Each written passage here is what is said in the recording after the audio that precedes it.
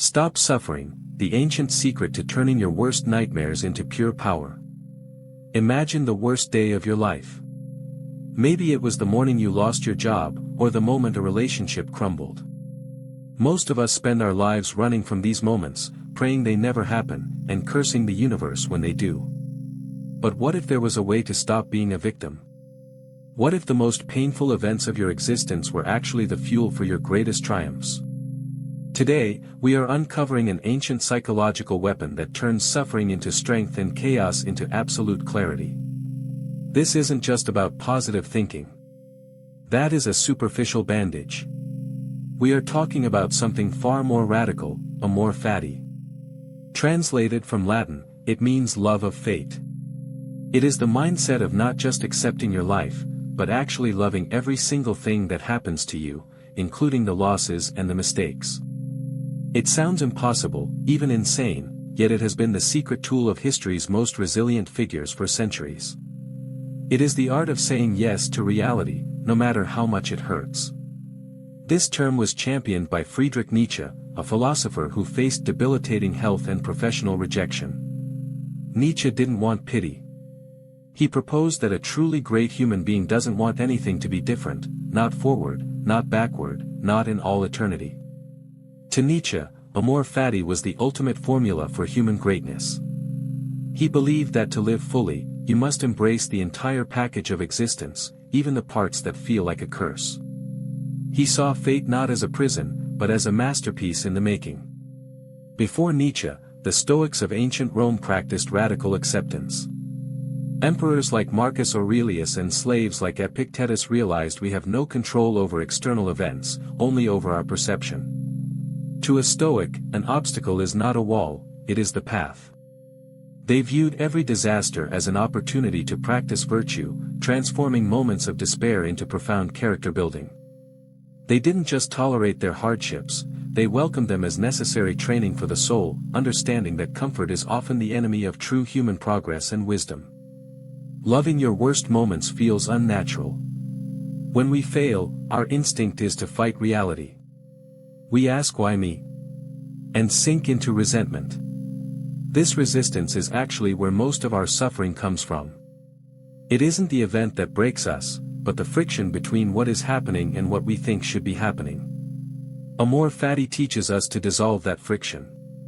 It asks us to look at a tragedy and say, this is exactly what I needed to become who I am meant to be. Think about a forest fire.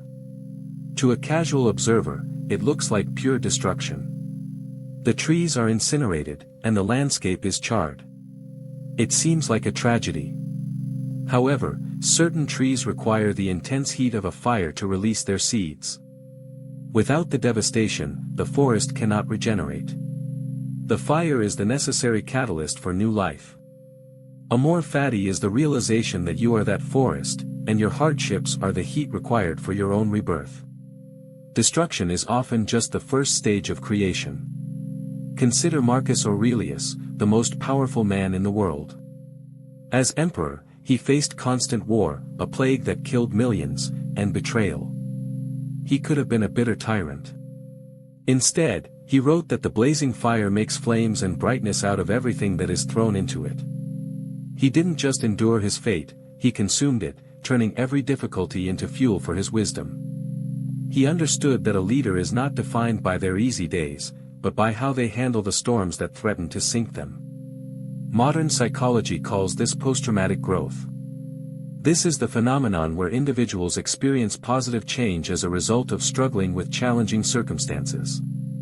This isn't about ignoring pain, it's about integrating it. When you practice amor fati, you stop seeing yourself as a passenger in a car heading toward a crash. Instead, you become the driver who realizes that every turn, bump, and detour is part of a grander journey you are uniquely qualified to navigate. You stop being a victim of fate and become its master. How do we do this? It starts with a shift in language. Instead of saying I have to deal with this, you start saying I get to deal with this. This small change shifts you from victimhood to agency. When you get to face a challenge, you recognize that the universe is giving you the raw materials to build something stronger. You begin to see every difficult person and every failed project as a custom-tailored lesson designed specifically for your development and your ultimate success in life. Viktor Frankl, a psychiatrist who survived the Holocaust, observed that those who found meaning in their suffering were the ones most likely to survive. He realized that while we cannot avoid pain, we can choose how we find purpose within it. Amor Fati is the ultimate search for meaning. It is the decision that nothing in your life will be wasted. Every tear you've shed and every scar you carry becomes a badge of honor, a vital piece of the complex mosaic that makes you a whole human. Modern life sells the lie that happiness is the absence of problems. We are told that if we just buy the right thing, we will finally be at peace. This is a trap because life will always bring challenges. If your happiness depends on everything going perfectly, you will always be fragile. Amor Fati offers an unbreakable peace. It is the peace of a mountain that doesn't care if it's sunny or stormy. The mountain remains. By loving your fate, you build an internal fortress that no storm can destroy. To practice this today, pick one thing you are struggling with. It could be debt, a health issue, or a difficult job. Instead of wishing it away, find one reason why this situation is actually good for you. Does it make you more disciplined? Does it force you to be more creative? Once you find that reason, embrace the situation. Stop fighting it and start using it. This is the first step toward loving your fate and reclaiming your power from the hands of mere circumstance. Loving your fate doesn't mean you stop trying to improve. It means you stop hating where you are while you move toward where you want to be. It is the ultimate form of emotional freedom. When you no longer fear the worst moments because you know you can find the value in them, you become unstoppable. You are no longer at the mercy of luck. You have become the alchemist of your own life, capable of turning the lead of your darkest days into the gold of wisdom. As you move forward, remember that the most beautiful lives are not the ones that were easy, but the ones forged in the fire of challenge and accepted with a roar of yes. You have the power to love your fate, starting right now. If you found value in this story, make sure to like, comment, and follow our channel. And for more deep dives into general education, click on the next long video appearing on your screen now. Your fate is waiting, go out and love it.